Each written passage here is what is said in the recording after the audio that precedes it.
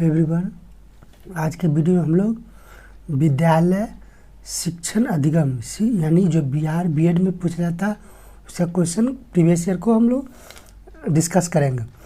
विद्यालय में पाठ्यचर्या संबंधी गतिविधियों का मुख्य उद्देश्य या कार्य क्या है? ऑप्शन देख। शिक्षार्थियों को ठीक प्रकार से समायोजित व्यक्तिगत प्राप्त करने में सहायता करना, कक्ष में समान गतिविधियों से निजात दिलाना। ये तो नहीं हो सकता। शिक्षार्थी को कार्य के संसार के प्रति अभिन्यास यानी उसको इसका मतलब क्या अलग कर देना है, यानी शिक्षार्थी के उसके कार्य के संसार से अलग कर देना। ये तो बिल्कुल नहीं होगा। शिक्षार्थी को आवश्यकताओं के प्रति पूर्ण संतुष्टि प्रदान करना, पूर्ण संतुष्टि कभी भी प्रदान नहीं हो सकता। तो पहला ऑप्शन क्या होगा? शिक्षार्थी को ठीक प्रकार से समायोजित व्यक्तिगत प्राप्त करने में सहायता करना। इसका मतलब क्या? सभी स्टूडेंट की आकांक्षाओं की पूर्ति करना, क्योंकि सबका इंडिविजुअल डिफरेंस सबका अलग अलग होगा, यानी कोई धीरे से समझेगा, कोई जल्दी समझ जाएगा। अगला क्वेश्चन देखते हैं। विद्यालय पाठ्यचर्या का नियोजन निम्न की सहमति हेतु होना चाहिए। तो देखिए, विद्यालय की पुरानी समान परंपरा, ये नहीं होगा। विद्यालय की पुरानी समान परंपरा यानी जो पहले से चलता आ रहा वो तो नहीं होगा। नेक्स्ट है विद्यालय के शिक्षार्थी के लक्ष्यों, उद्देश्य और रुचि, यानी शिक्षार्थी के एम, ऑब्जेक्ट और उसके इंटरेस्ट के हेतु सहमति होना चाहिए। जो पाठ्यचर्या यानी जो पाठ्यचर्या होना चाहिए किसके प्रति? शिक्षार्थियों के लक्ष्य, उद्देश्य और रुचि के प्रति होना चाहिए। ठीक है, अगला ऑप्शन भी पढ़ लेते हैं। अध्यापकों को प्रशिक्षण एवं रुचियाँ, ये तो नहीं होगा। क्या कि यहाँ पे बोला क्या? पाठ्यचर्या किसके लिए? नियोजन में, तो ये नहीं होगा। विभिन्न विषयों में उपलब्ध पाठ्य पुस्तकें, ये तो उसका क्या विषय पाठ्य पुस्तक का ये विषय है, इसलिए ये भी नहीं होगा। नेक्स्ट देखते हैं। विद्यालय निरीक्षण के प्रभावीकरण को निम्न के आधार पर किया जाना चाहिए। तो क्या? अधिक सामुदायिक संतुष्टि, अगला देखते हैं। अधिक व्यक्तिगत संतुष्टि, कक्ष में कम अभद्र व्यवहार, शिक्षा के लक्ष्यों के प्रति शिक्षार्थी का अधिक से अधिक उन्नति हो सकती है। ये ऑप्शन होगा। देखिए, ये सामुदायिक संतुष्टि, ये तो आप नहीं कर सकते। व्यक्तिगत, किसी व्यक्ति का संतुष्टि, ये भी नहीं होगा। कक्ष में कम अभद्र यानी अभद्र व्यवहार तो बिल्कुल ही नहीं होना चाहिए। ठीक है, अगला क्वेश्चन देखते हैं। अध्यापक प्रथम दायित्व डैश के प्रति होता है। तो अध्यापक का प्रथम दायित्व सिर्फ स्टूडेंट या शिक्षार्थी के प्रति होता है, न कि उसका समाज के प्रति, न सिर्फ समाज के प्रति विषय जो वह पढ़ाता है, ऐसा भी नहीं। मेन सबसे इसके इर्द गिर्द स्टूडेंट रहेगा। ठीक है, विद्यालय के अधिकारी के प्रति भी उसका कोई दायित्व, प्रथम दायित्व क्या होगा? शिक्षार्थी के प्रति होगा। अगला क्वेश्चन है। अध्यापक का सबसे महत्वपूर्ण कार्य शिक्षार्थियों के विकास का मार्गदर्शन करना, ये भी ठीक है। जहां आवश्यकता हो उपचार, यानी जहां जरूरत हो बच्चों को हिंट देना, ये भी ठीक है। प्रभावशाली शिक्षण प्रदान करना, कक्षा में व्यवस्था एवं अनुशासन बनाए रखना। देखिए, इसमें ऑप्शन में आपको क्या दिया है? डी। आंसर क्या दिया है? डी। लेकिन अध्यापक का सबसे महत्वपूर्ण कार्य क्या होगा? प्रभावी शिक्षण देना, है ना, यानी अच्छे से स्टूडेंट को पढ़ाना। ठीक है, अगला क्वेश्चन है। विद्यालय के बालकों पर शैक्षिक रूप से ऐसे अध्यापकों का सर्वाधिक दुष्प्रभाव पड़ सकता है जो संवेगात्मक रूप से अपरिपक्व हो, अपने विषय को अल्प ज्ञान या समझ रखता हो, विषय वस्तु का समकालिक न कर सके, अपने विषय को तर्क संगठित न कर सके। तो ये सब ऑप्शन क्या है? दुष्प्रभाव है, लेकिन सबसे सर्वाधिक, ठीक है, तो संवेगात्मक रूप से अपरिपक्व हो। इसका मतलब क्या?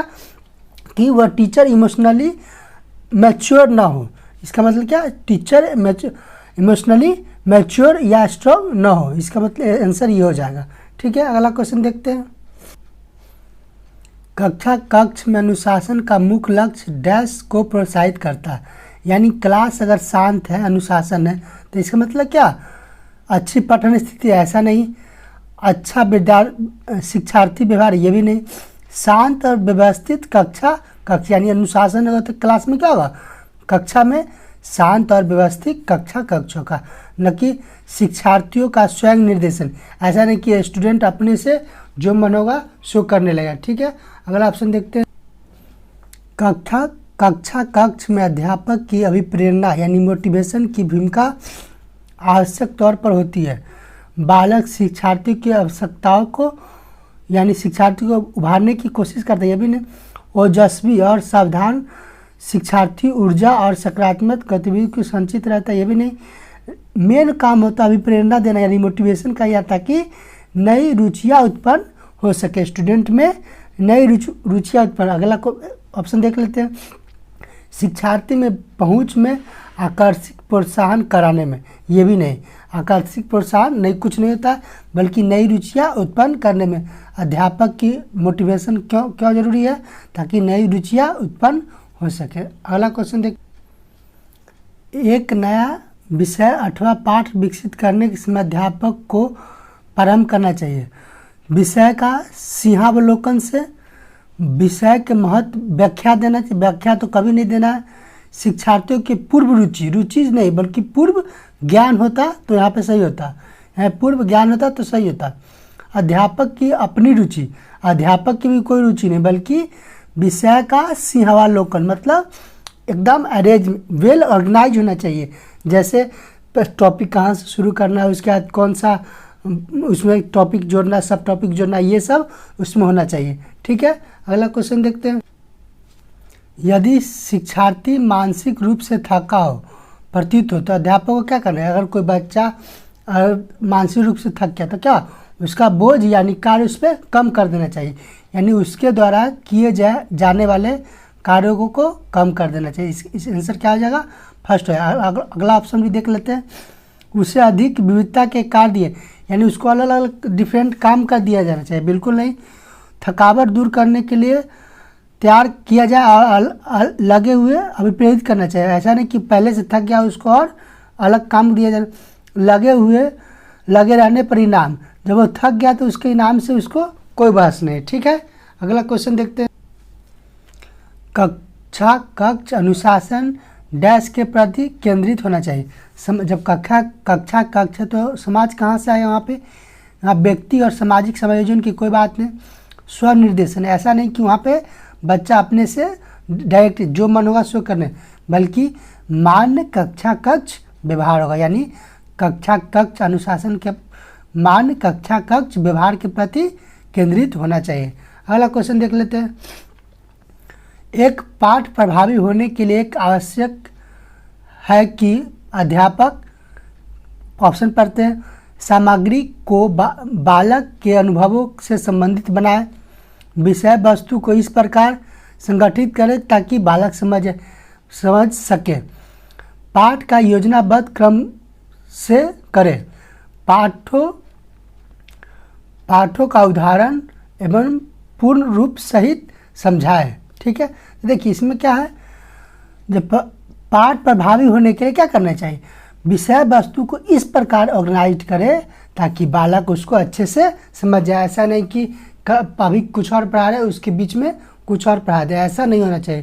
क्या होना चाहिए, एकदम ऑर्गेनाइज वे में होना चाहिए। ठीक है, अगला क्वेश्चन। जब एक बालक विषय वस्तु से संबंधित प्रश्न पूछता है या पूछती है तो अध्यापक को सामान्यतः क्या करना चाहिए। तो ऑप्शन है, बालक की जिज्ञासा संतुष्ट करने के लिए एकदम सीधा सीधा उत्तर दे देना चाहिए, ताकि उसका जो प्रश्न है वो जब भी जो पढ़ा रहा है उससे संबंधित उसका सीधा सीधा सटीक आंसर उस स्टूडेंट को मिल जाए। ठीक है, अगला क्वेश्चन देख। एक अस्वीकृत बालक हो सकता है। अस्वीकृत मतलब हो क्या, एग्रेसिव, यानी एक बालक एग्रेसिव या गुस्सैल या उग्र कब हो जाएगा, जब वो क्या होगा, आक्रामक होगा। ठीक है, क्या होगा, आक्रामक। ठीक है, यानी आक्रामक कब होगा, जब वो अस्वीकृत मतलब क्या, जब उसको कहीं एडमिशन नहीं मिल पाए, रिजेक्ट कर दिया जाए, उसको डिनाई कर दिया जाए, तो उसका एग्रेसिव, वो बालक कैसा हो जाएगा, एग्रेसिव हो जाएगा। अगला अब क्वेश्चन देखते हैं, विद्यालय अधिगम के मूल्यांकन का मुख्य तत्व है क्या? ऑप्शन पढ़ते हैं, प्रशिक्षण बनाना। अगला ऑप्शन देखते हैं, निष्पादन की पर्याप्तता का निर्णय, यानी निष्पादन यानी उसको क्या करना है, डिजाइन ऑफ एडुकेसिव परफॉर्मेंस। तो इसका आंसर क्या हो जाएगा, बी, वृद्धि मापन। ऐसा नहीं कि उसका कितना वृद्धि हो वो मापते हैं और ग्रेड देना, ये भी ऐसा कुछ नहीं होता, ठीक है। अगला क्वेश्चन है, विद्यालय के संदर्भ में सतत एवं व्यापक मूल्यांकन का आशय बताएं, ठीक है। देखिए क्या है, विद्यालय के संदर्भ में सतत एवं व्यापक मूल्यांकन का आशय, तो क्या हो जाए, ऑप्शन पढ़ते हैं, अध्यापकों को कार्य के सतत प्रशिक्षण, ये नहीं कुछ होता है। अधिगम के पाठचर्या और सह पाठचर्या पहलू दोनों का मूल्यांकन, ये बिल्कुल सही। देखिए सतत यानी कंटिन्यूअस एंड कम्प्रिहेंसिव इवोल्यूशन, ये होता है कंटिन्यूअस एंड कम्प्रिहेंसिव इवोल्यूशन। इसका मतलब क्या, वो होगा जो आप पढ़ाई से भी और खेलकूद से, यानी करिकुलम और को करिकुलम एक्टिविटी, इसमें दोनों शामिल होता है। क्या, CCE में, इसका मतलब क्या, CC ये होता है, ठीक है। अगला क्वेश्चन देखते हैं, एक शैक्षिक संस्था में एक अच्छा प्रधान वह है, कौन है? देखिए ऑप्शन पढ़ते हैं, समझता है कि वह शैक्षिक शासन के लिए अच्छा है और इस सिद्धांतों को सख्ती से, यानी वैसा काम जो विद्यालय चाहे उस प्रशासन के लिए अच्छा होगा उसको क्या करेगा, सख्ती से लागू करेगा, ठीक है। आप बाकी ऑप्शन भी देख लेते हैं, अनुशासन के प्रति विशेष सतर्क रहना, अनुशासनता का सहन नहीं करता, ये बिल्कुल नहीं होगा। रुख में लचीला हुआ तो फिर काम गड़बड़ हो जाएगा, ठीक है। अपने स्टाफ और शिक्षार्थियों को छूट देना, अपने कार्य में कम से कम दखल देना है, अपने कार्य में कम से कम दखल देना, ये भी नहीं होगा। बल्कि क्या होगा, समझता है कि वह शैक्षिक प्रशासन के लिए अच्छा हो और उस सिद्धांत को सख्ती से लागू किया जा सके। अगला क्वेश्चन, शिक्षा में स्वतंत्रता का अर्थ क्या है? शिक्षार्थियों को कोई भी एक ऐसी गतिविधि करना देना चाहिए जो अधिगम में सहायक हो, बिल्कुल सही बात। शिक्षार्थी की रुचि के अनुसार किसी भी पाठ्यक्रम को लेने की स्वतंत्रता, यानी जिसको साइंस लेना साइंस ले, कॉमर्स लेना कॉमर्स ले, आर्ट्स लेना आर्ट्स ले, ठीक है। इसका मतलब यही हुआ, शिक्षार्थी को कोई ऐसी गतिविधि करने देना चाहिए जो वो करना चाहता है और उसमें वो रुचि लगता है। जिसको स्पोर्ट्स में मन है, स्पोर्ट्स पसंद है, स्पोर्ट्स खेले, और उसमें जिसको क्या कहते हैं, उसको क्रिकेट खेलना है क्रिकेट खेले, चाहे जो भी फुटबॉल खेला वो उसमें करे, यानी उपयुक्त इसमें सभी हो जाएगा। अगला क्वेश्चन इसी में देख लेते हैं, राजनीतिक नारा सभी मानव एक समान, इसका अर्थ क्या है? ऑप्शन देख, पहला ऑप्शन है, किसी दृष्टि से सभी मानव एक समान है, सभी मानवों को ठीक और समान व्यवहार दिया जाना चाहिए, यानी राजनीतिक नारा क्या था, सभी मानव एक समान। इसका मतलब क्या, सभी मानवों को ठीक एवं समान व्यवहार दिया जाना चाहिए, सभी मानवों को समान अवसर दिया जाना चाहिए, इसी में सब आ गया, ठीक समान और व्यवहार इसी सब में आ गया, ठीक है। अगला क्वेश्चन देख लेते हैं, शिक्षा का उद्देश्य सहायक नहीं, वैसा जो उद्देश्य सहायक नहीं है। देखिए अनुदेशन सामग्री ये सहायक है, अधिगम अनुभव यानी जो एक्सपीरियंस होगा उसमें भी ये सहायक है, मूल्यांकन ये भी क्या शिक्षा का उद्देश्य है, लेकिन बाल विकास को समझने के लिए ऐसा कुछ नहीं कि शिक्षा का उद्देश्य में ये बिल्कुल नहीं है, ठीक है। अगला क्वेश्चन देख लेते हैं,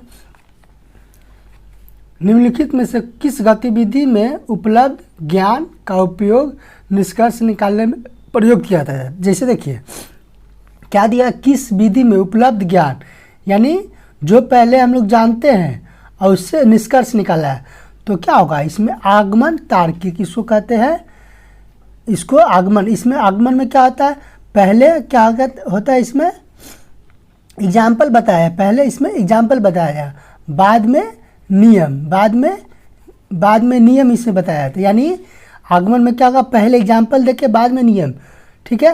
लेकिन निगमन में क्या होता है, पहले नियम बताया जाएगा बाद में एग्जाम्पल, इस दोनों में यही फर्क है, ठीक है। आप लोग समझ गए होंगे। अगला क्वेश्चन देख, शिक्षार्थी का अध्यापक के प्रति सम्मान निकलना चाहिए। मुख्यतः अध्यापक के कानूनी अधिकार से नहीं, प्रौढ़ स्तर से, यानी अगर कोई वृद्ध टीचर है उसके प्रति, ऐसा भी नहीं। व्यक्तिगत अखंडता एवं सम्मान, यानी अपने स्वाभाविक रूप से, व्यक्तिगत रूप से उसके प्रति क्या होना चाहिए, सम्मान होना चाहिए। ठीक है, अगला क्वेश्चन देख लेते हैं। वैज्ञानिक विधि का मुख्य पहलू क्या है? तो वैज्ञानिक विधि का मुख्य पहलू है विधि, प्रोसेस, यानी उसको किस प्रोसेस से आगे उसमें काम किया गया। वैज्ञानिक विधि का मुख्य पहलू क्या है? प्रोसेस। ठीक है, अगला क्वेश्चन देख लेते हैं। इसमें एक बालक जो संख्याएं गलत पढ़ता है तो उसे अधिगम क्षमता होती है। तो देखिए, जो पढ़ने लिखने से जो होगा गलती, उसका क्या, डिसलेक्सिया। आपके ऑप्शन आंसर में डिसकैलकुलिया दिया, जबकि होगा क्या, डिसलेक्सिया। क्योंकि डिसलेक्सिया में क्या, पढ़ने लिखने, जैसे पढ़ना 6 उसको पढ़ देगा क्या, आपको 9 पढ़ देगा, और पढ़ना है इसको 32 तो इसको पढ़ेगा क्या, 23 इसको पढ़ेगा। तो इसको क्या कहा, डिसलेक्सिया। डिसकैलकुलिया में क्या होता है, कैलकुलेशन से, यानी 2 + 2 जोड़े तो क्या 5 4 होगा, लेकिन वो क्या जोड़ेगा, 5 जोड़ेगा, यानी उसको क्या कहेंगे, डिसकैलकुलिया। कैलकुलेशन से रिलेटेड डिसकैलकुलिया। अगला देख लेते हैं। एक संकल्पनात्मक प्राप्त करने के लिए क्रम में निम्नलिखित कौन सा पहले आता है? तो देखिए, कोई भी चीज़, जैसे कोई टॉपिक है तो उसमें क्या सबसे पहले क्या आएगा, सारांश आएगा। क्या आएगा, सारांश। क्या होगा, तो उसको क्या कहेंगे, संकल्प पहले आता है, क्या सारांश आता है। बाकी अंतर करना बाद में होगा, अनुभव करना बाद में, सामान्यीकरण यानी जनरलाइजेशन करना बाद में होगा, लेकिन सारांश पहले आता है। तो अगर वीडियो पसंद आया हो तो लाइक करें, ज़्यादा से ज़्यादा शेयर करें, चैनल को सब्सक्राइब करें। Thank you.